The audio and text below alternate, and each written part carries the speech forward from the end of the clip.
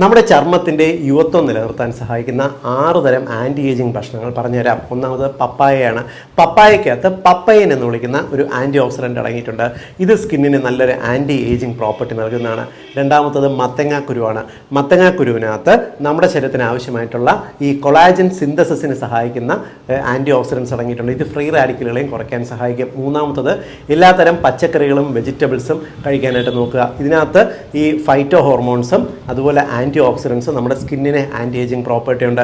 നാലാമത്തത് കരിക്കും വെള്ളമാണ്. കരിക്കും വെള്ളത്തിനകത്ത് കൈനറ്റിൻ എന്ന് വിളിക്കുന്ന ഒരു ഫൈറ്റോ ഹോർമോൺ ഉണ്ട്. ഇതിന് ആൻറ്റി ഏജിങ് പ്രോപ്പർട്ടി ഉണ്ട്.